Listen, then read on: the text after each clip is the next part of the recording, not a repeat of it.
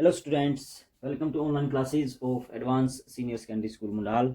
अभी हम 12th class में हेल्थ एंड फिजिकल एजुकेशन पढ़ेंगे और हम आए हुए हैं सेकंड चैप्टर में ट्रेनिंग मेथड प्रशिक्षण विधियाँ। तो आज हम एक नई प्रशिक्षण विधि के बारे में जानेंगे, अधिक भार का सिद्धांत। तो जब भी हम शारीरिक क्षमताओं में बढ़ोतरी करते हैं, शरीर के आकार मांसपेशियों में वृद्धि करना चाहते हैं, तो उस समय एक अधिक भार के सिद्धांत का उपयोग करते हैं। तो प्रिंसिपल ऑफ ओवरलोडिंग ये है क्या, तो इसके बारे में हम दो उदाहरण जानेंगे। उदाहरण नंबर 1 और उदाहरण नंबर 2 हम बाद में यहाँ लिख देते हैं। उदाहरण नंबर 2, तो उदाहरण नंबर 1 क्या है? ये है एक सपेरे का, और उदाहरण नंबर 2 है, यह है पुरातन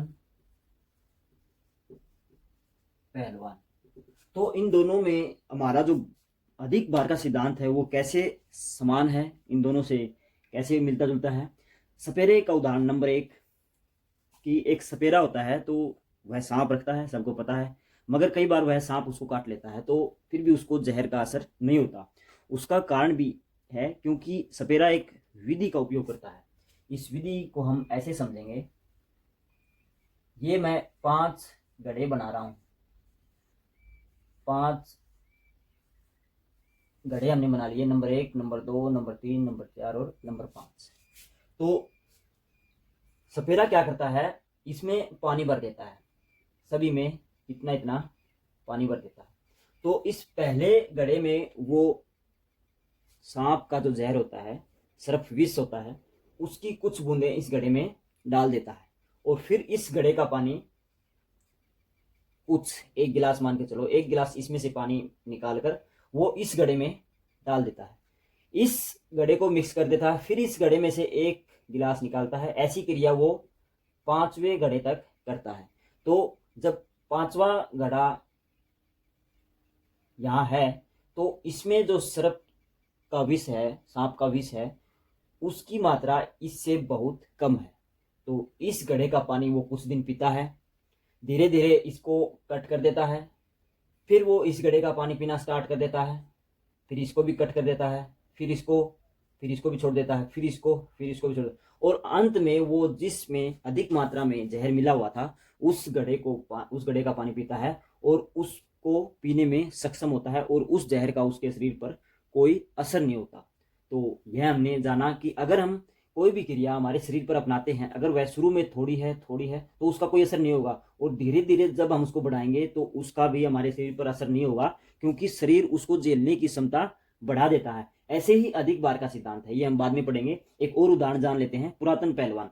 पुरातन पहलवान जो पुराने समय में पहलवान होते थे, उनका आकार और शरीर बहुत मजबूत होता था, लंबे लंबे, बहुत ही आज के समय से बहुत ज्यादा लंबे व्यक्ति हुआ करते थे, ऐसा हम इतिहास में पढ़ते हैं। तो पुरातन पहलवान होते थे, वो अपनी एक्सरसाइज करते थे, व्यायाम करते थे। उस समय क्या होता था, जो आसपास के पशु होते थे, मवेशी वो रखते थे, गाय का बछड़ा या भैंस का जो भी है, तो सबसे पहले वो नवजात बछड़े को उठाना स्टार्ट कर देते थे, अपनी एक्सरसाइज जारी रखते थे। छोटा छोटा बछड़ा होता था, उसको उठाते थे आराम से, नो प्रॉब्लम, वो अपनी एक्सरसाइज कंटिन्यू रखते थे। जैसे जैसे वो बछड़ा बड़ा होता था, उसके साथ वो एक्सरसाइज, यहाँ ये इतना बड़ा है, यहाँ ये थोड़ा और बड़ा हो गया, यहाँ फिर ये और बड़ा हो गया, तो ऐसे ऐसे करके वो लास्ट में एक बहुत बड़ा बैल कह सकते हैं हम, तो वह बन जाता है। तो उसको भी वह पहलवान उठा लेता था। तो इस क्रिया से भी हमने यही जाना कि जैसे जैसे समय के साथ साथ बछड़ा बड़ा हो रहा है, उसका भार बढ़ रहा है, मगर पहलवान की जो सहन क्षमता है, पहलवान की जो शक्ति है, वह भी धीरे धीरे बढ़ रही है, इंक्रीज हो रही है। क्योंकि शरीर की ये आदत होती है कि जब भी उस पर कोई क्रिया की जाती है तो वो उसको सहने लगता है। ऐसे ही अगर हम कोई टैबलेट लेते हैं, अगर कंटिन्यू हम वो दवाई ले रहे हैं, तो धीरे धीरे वो दवाई हमारे शरीर पर असर करना छोड़ देगी, धीरे धीरे उसका असर कम हो जाएगा। ऐसे ही आपने कभी देखा होगा, ये बाबा लोग होते हैं, जो महाराज होते हैं, ये गर्मियों के दिनों में तपते हैं, आसपास धूनी जला लेते हैं, वहाँ बहुत टेम्परेचर होता है, तो बिल्कुल नज़दीक होता है उनको, उनके नज़दीक बिल्कुल आग जल रही होती है, मगर उसको भी वो सहन कर जाते हैं। वो भी एक टेक्निक होती है, सबसे पहले वो क्या करते हैं, एक अपने आप को बीच में बिठा लेंगे, आग जलाएंगे इतनी दूर, कम से कम ये मान के चलो 5 मीटर आग जला ली दूर अपने शरीर से। तो वो करते क्या है, धीरे धीरे इस आग को अपने नजदीक लेके आएंगे। नजदीक लेके आएंगे तो शरीर उसको सहन करने की जो शरीर की क्षमता है स्वाभाविक ही है, वह उस आग को सहन करता जाएगा। और लास्ट में अगर वो आग यहाँ भी जल रही होती है तो भी उसका शरीर आसानी से उसको हैंडल कर लेगा, उसको सहन कर लेगा।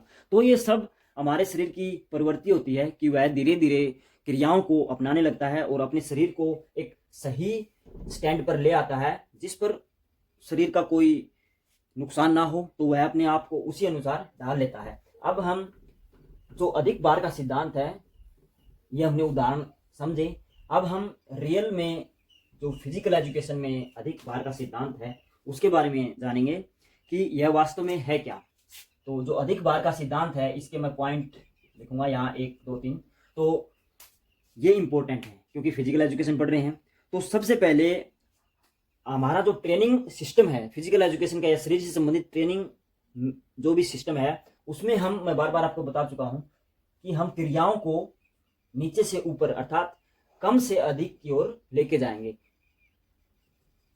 कम से अधिक की ओर लेके जाएंगे। तो अधिक भार के सिद्धांत में भी यह लागू होती है, क्योंकि शुरू में हम इसमें कम भार उठाएंगे, फिर धीरे धीरे अधिक भार को बढ़ाते चलेंगे और एक दिन हम उस अधिक भार को भी उठाने में सक्षम होंगे, जो शुरू में हमें बहुत ही असंभव लग रहा था। तो मैं लिख रहा हूं नंबर 1, सरल से कठिन, अर्थात जो भी हम क्रिया कर रहे हैं उसको, या यहाँ पर भार सिद्धांत है, भार से रिलेटेड है, तो कम भार से हम अधिक भार की तरफ जाएंगे, क्योंकि इसी से हमारी जो क्षमता है सहने की, सहन क्षमता हमारे शरीर की वो बढ़ जाती है। नंबर 2, जब भी हम कोई भार प्रशिक्षण कर रहे होते हैं उससे पहले हमें गरमाना जरूरी है। तो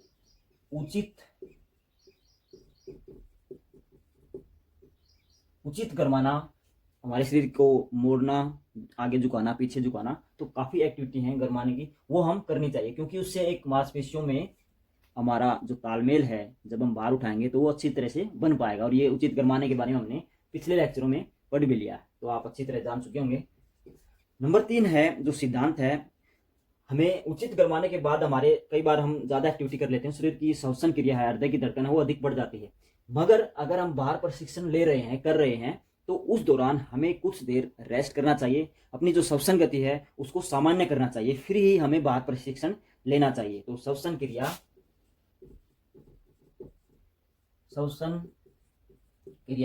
सामान्य करें। तो भार प्रशिक्षण का सिद्धांत यही कहता है कि जब हम भार उठाएं तो हमारी श्वसन क्रिया है वो ना अधिक हो और ना ही बिल्कुल कम हो, वह एक सामान्य तरीके से चलनी चाहिए। तो इसका अर्थ यही है। नंबर 4 हम लिखेंगे, जब हम भार प्रशिक्षण कर रहे होते हैं तो अधिक भार उठाते हैं, शुरू में कम उठाते हैं, फिर धीरे धीरे अधिक भार उठाते हैं, उनके बीच के जो टाइम इंटरवल है उनमें हमें थोड़ा रेस्ट भी लेना चाहिए। तो बीच बीच में हमें थोड़ा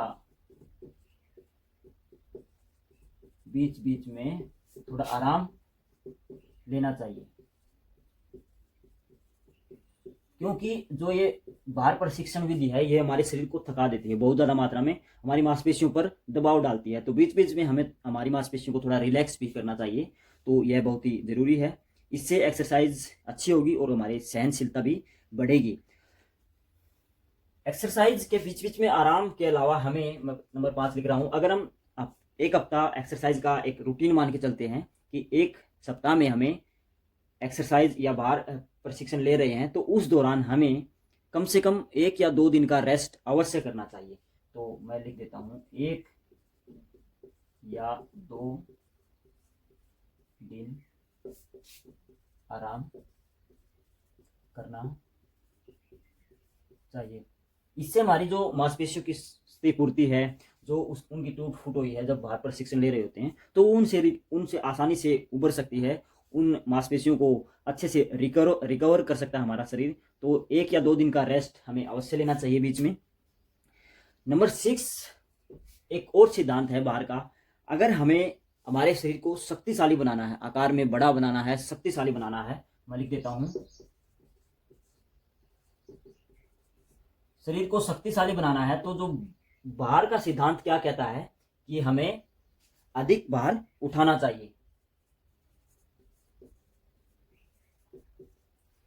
शक्तिशाली बनना है तो अधिक भार उठाना चाहिए। अगर हमें सहन क्षमता बढ़ानी है, अपनी क्षमता बढ़ानी है किसी भी कार्य करने की, या हम भार से रिलेटेड कर रहे हैं, तो भार उठाने वाले व्यायाम में अगर हम क्षमता बढ़ाना चाहते हैं, अपने आप को एक सहनशील बनाना चाहते हैं, तो हमें हल्का भार उठाना चाहिए।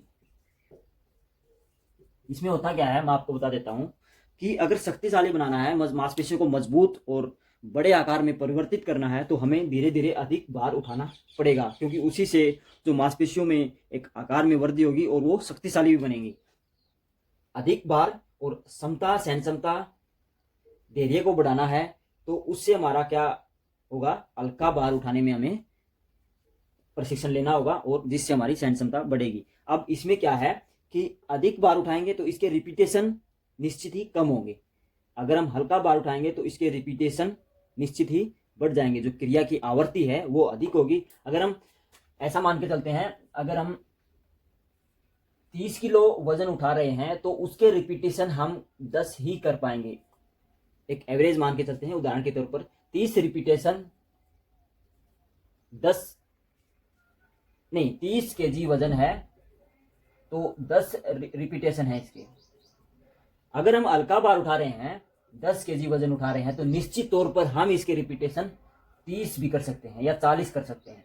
तो इसका अर्थ यही है कि यहाँ पर दो तरीके हो गए। अगर हमें शक्तिशाली बनना है तो अधिक बार उठाना पड़ेगा। अगर हल्का बार उठा रहे हैं तो वह हमारी क्षमता को बढ़ाता है। अगर हम रिपीटेशन कम कर रहे हैं अधिक बार के साथ, तो हम हमारी मांसपेशियों को मजबूती दे रहे हैं, शक्तिशाली बना रहे हैं। अगर हम रिपीटेशन ज्यादा कर रहे हैं कम वजन के साथ, तो हमारी क्षमता बढ़ रही है। तो आप समझ गए होंगे, ये इतना ही था अधिक बार का सिद्धांत। तो इसको अच्छे से अपने नोटबुक में नोट करें, ये बहुत ही काम आने वाली चीज़ है। जब भी आगे आप फिजिकल एजुकेशन से संबंधित कोर्स करेंगे तो यह आपके इम्पोर्टेंट बातें आगे चलकर बहुत ही एक बड़े स्तर पर कार्य करेंगी। तो आज के लिए इतना ही। इसको अच्छे से देखें, अच्छे से समझें। Thank you.